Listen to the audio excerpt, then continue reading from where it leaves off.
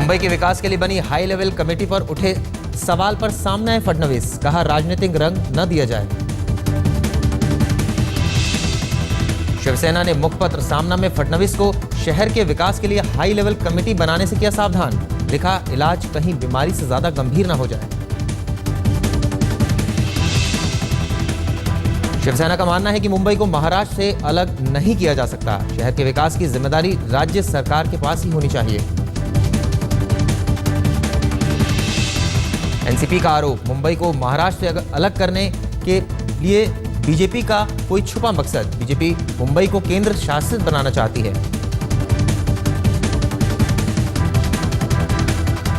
फडणवीस ने प्रधानमंत्री मोदी की अध्यक्षता में मुंबई के विकास के लिए एक हाई लेवल कमेटी बनाए जाने की मांग, ताकि मुंबई के प्रोजेक्ट्स को जल्दी मिल सके केंद्र की मंजूरी।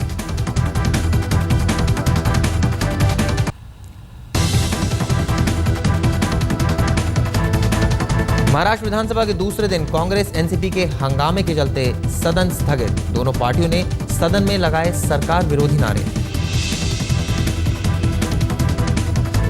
सूखा प्रभावित इलाकों के लिए किसानों के लिए पैकेज की मांग कर रहा था विपक्ष, नारे लगाते हुए वेल में पहुंचे कांग्रेस एनसीपी के विधायक। जो सत्ताधारी पार्टियां हैं, उन सत्ताधारी पार्टियों ने ही हमारा मुद्दा लेके आज चर्चा के लिए उपस्थित किया। तो हमारी यही मांग थी कि जो सभापति ने कल रूलिंग नियम के आधार पर दी हुई है, उस नियमों पे आज चर्चा होनी चाहिए। मुंबई में सफर आसान करने के लिए मुंबई मेट्रो और बेस्ट ने मिलाया हाथ, दोनों सेवाओं का होगा इंटीग्रेशन। बनेंगे बड़े बस स्टेशन, जुड़ेंगे 33.5 किलोमीटर लंबे कोलाबा स्पीस के अंडरग्राउंड मेट्रो कॉरिडोर।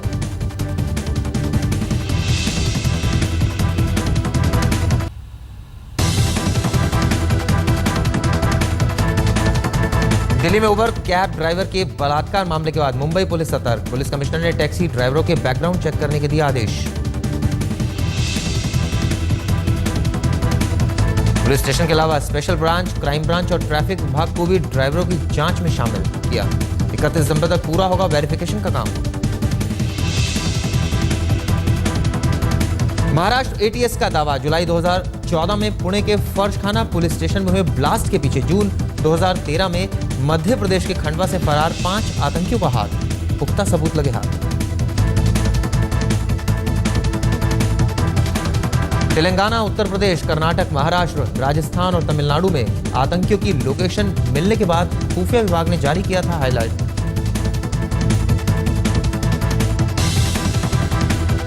खबर है कि फरार आतंकी पाकिस्तानी एजेंसी आईएसआई के संपर्क में भी हैं, जो इन्हें देश में हमले के लिए इस्तेमाल करना चाहता है।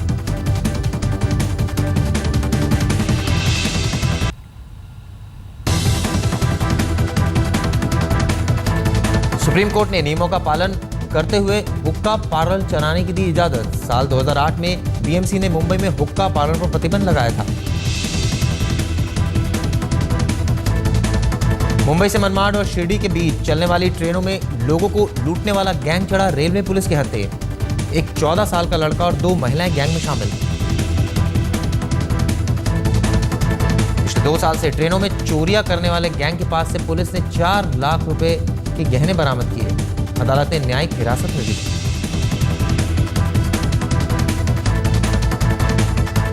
मुंबई सेशन कोर्ट ने तेल माफिया मोहम्मद अली को 16 दिसंबर तक क्राइम ब्रांच की कस्टडी में भेजा। 6 दिसंबर को लाल चंदन लकड़ी की तस्करी के मामले में अली सहित 18 लोगों की हुई थी गिरफ्तारी।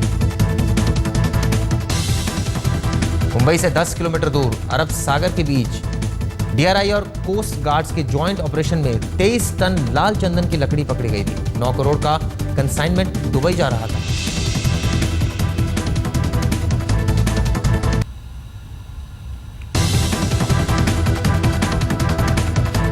अमेरिकी सोशलाइट पेरिस हिल्टन और सलमान खान पुणे में एक बिजनेसमैन के बर्थडे में पहुंचे। हिल्टन ने सलमान के साथ अपनी फोटो ट्वीट कर लिखा, भारत में दोस्त सलमान खान के साथ अच्छा वक्त गुजारा।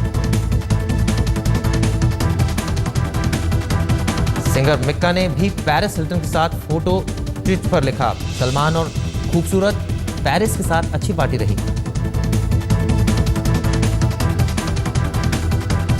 दिलीप कुमार की सेहत में सुधार, डॉक्टरों ने बताया 2-3 दिन में अस्पताल से मिलेगी छुट्टी।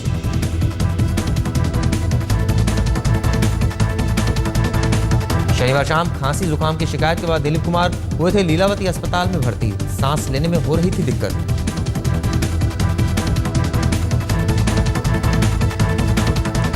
30 साल बाद फिर साथ होंगी मंगेशकर बहनें। लता की एल्बम के लिए आशा भोसले गाएंगी गाना। 1984 में दोनों ने आखिरी बार गाया था गाना।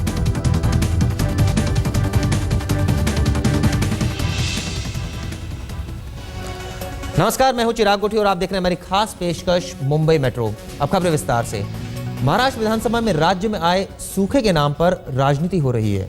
सदन में कांग्रेस और एनसीपी ने सरकार विरोधी नारे लगाए। विपक्षी दल के लगातार हंगामे की वजह से सदन की कार्यवाही को बिना किसी कामकाज के स्थगित करना पड़ा। बीजेपी शिवसेना की सरकार बनने से महाराष्ट्र विधानसभा में किरदारों की अदला बदली हो गई है। कुछ महीने पहले तक सूखे के सवालों पर भागती फिर रही कांग्रेस एनसीपी विपक्ष में बैठते ही उसी मुद्दे पर सरकार को घेरने में लगी है। सदन में कांग्रेस एनसीपी के विधायकों ने खूब हंगामा किया और सदन के बाहर भी वही हाल रहा। तो 15 साल की उम्र क्या हो तो 5 साल उनको भी लोगों ने चुन के दिया है, तो चर्चा करते रहेंगे। आज किसानों की आत्महत्या हो रही, इतना बड़ा सूखा है, पैकेज अनाउंस करने की हमारी पहली मांग थी। पैकेज अनाउंस करो, हम चर्चा करने तैयार हैं। हम चर्चा तो हमने कभी रिफ्यूज तो नहीं किया है। एक तरफ रोज 5 किसान महाराष्ट्र के अंदर मराठवाड़ा और विदर्भ में उनकी जान जा रही है, और आज मराठवाड़ा विदर्भ महाराष्ट्र का किसान सरकार की तरफ आंख लगाए बैठा है कि भाई कुछ तो आप बताओ कि क्या आपकी तरफ से मदद हो रही है। ये तो बता नहीं रहे, उधर किसान अपनी जान दे रहा है। विधान परिषद और विधानसभा दोनों ही सदनों की कार्रवाई 2 बार रोकनी पड़ी, लेकिन उसके बाद भी जब कांग्रेस एनसीपी विधायकों का हंगामा नहीं रुका तो सदन को स्थगित कर दिया गया। पॉलिटिकल पार्टियों के क्रेडिट लेने के चक्कर में महाराष्ट्र भयंकर सूखे से जूझ रहा है। किसानों की असली समस्या राजनीति के आगे मानो बौनी साबित हुई। दिल्ली में पिछले हफ्ते उबर कंपनी के कैब ड्राइवर के बलात्कार की गूंज मुंबई तक सुनाई दे रही है। सतर्क होते हुए मुंबई पुलिस कमिश्नर ने अपनी फौज को 31 दिसंबर से पहले शहर के सभी टैक्सी ड्राइवरों के बैकग्राउंड की जांच करने का आदेश दिया है। मुंबई पुलिस महिलाओं के लिए टैक्सी का सफर सुरक्षित बनाना चाहती है। पुलिस ने मुंबई के हर टैक्सी ड्राइवर को वेरिफिकेशन करने का काम शुरू कर दिया है, यानी शहर में टैक्सी चलाने वाले हर ड्राइवर का कच्चा चिट्ठा पुलिस के पास होगा।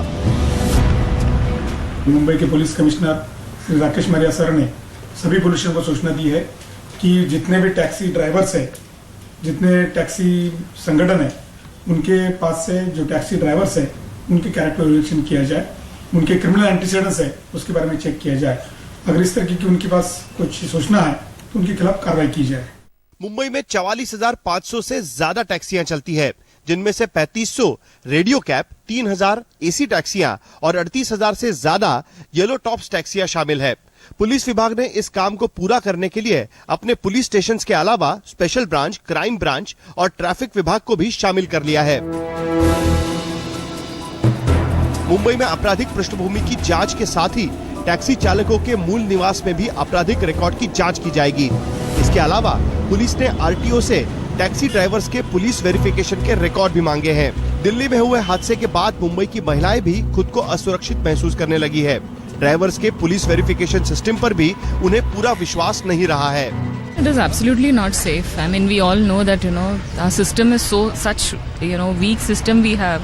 So ideally, if things are in place, everything will be in place. Even I saw Meru taxi driver ka interview also. So that he said that he gave something 500 rupees and then he got his verification done.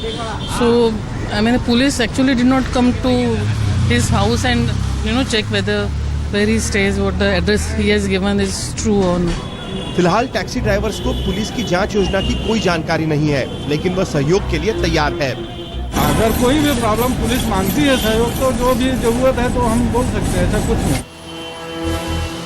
नए साल के जश्न के वक्त लोग taxi service सबसे ज्यादा इस्तेमाल करते हैं। ऐसे में मुंबई पुलिस 31 दिसंबर तक कैब ड्राइवर्स की जांच पूरी कर लेना चाहती है। आरिफ चंद्रा, मुंबई, आज तक। महाराष्ट्र एटीएस ने जुलाई 2014 में पुणे के फर्शखाना पुलिस स्टेशन में हुए ब्लास्ट करने वाले आतंकियों की पहचान कर ली है। एटीएस के मुताबिक जून 2013 में मध्य प्रदेश के खंडवा से फरार हुए 5 आतंकियों ने ही पुणे में धमाका किया था। वो आगे भी दूसरे राज्यों में धमाके की साजिश को अंजाम दे सकते हैं। महाराष्ट्र एटीएस के मुताबिक पुणे में हुए इस धमाके को अंजाम देने वाले ये 5 आतंकी हैं। मोहम्मद एजाजुद्दीन, मोहम्मद असलम आयूब, अमजद रमजान, जाकिर हुसैन और महबूब गुड्डू। एटीएस के पास इनके खिलाफ कुछ सीसीटीवी तस्वीरें, मोबाइल पर बातचीत के इंटरसेप्ट और कुछ ऐसे नाम मौजूद हैं जो इशारा करते हैं कि पुणे ब्लास्ट में इन्हीं का हाथ है। एटीएस अब इन 5 आतंकियों के गैंग के मास्टरमाइंड अबू फैजल से पूछताछ करना चाहती है। मुंबई के रहने वाले फैजल को अक्टूबर में धर दबोचा गया था और फिलहाल वो मध्य प्रदेश के जेल में है। जुलाई 2014 में हुए इस ब्लास्ट से ठीक 1 महीने पहले यानी जून के महीने में महाराष्ट्र एटीएस ने अबू फैजल उर्फ सरदार से एक केस के सिलसिले में पूछताछ भी की थी। सिमी के संपर्क में रहने के बाद अबू फैजल खुद का आतंकी संगठन बनाकर कई वारदातों को अंजाम दे चुका है। मामले की जांच कर रहे महाराष्ट्र एटीएस को शुरुआती तफ्तीश और जो सबूत हाथ लगे हैं उससे लगभग यह साफ हो गया है कि पुणे ब्लास्ट को उन 5 आतंकियों ने अंजाम दिया है जो कि खंडवा जेल से फरार हो गए थे। उन आतंकियों ने महाराष्ट्र के कुछ शहरों में भी कुछ समय बिताया है, इसलिए लगातार उन शहरों पर भी आतंकी खतरा मंडरा रहा है।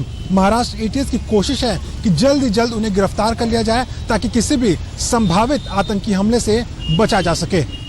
5 फरार आतंकियों ने महाराष्ट्र, कर्नाटक, मध्य प्रदेश और देश के कई और राज्यों का दौरा किया। इन संदिग्ध आतंकियों की लोकेशन तेलंगाना, उत्तर प्रदेश, कर्नाटक, महाराष्ट्र, राजस्थान और तमिलनाडु में मिली है। सूत्रों की मानो तो ये पाकिस्तानी एजेंसी ISI के संपर्क में भी है जो इन्हें देश में हमले के लिए इस्तेमाल करना चाहता है और इसी वजह से खुफिया विभाग ने इन सभी राज्यों को हाई अलर्ट पे रहने की चेतावनी दी है।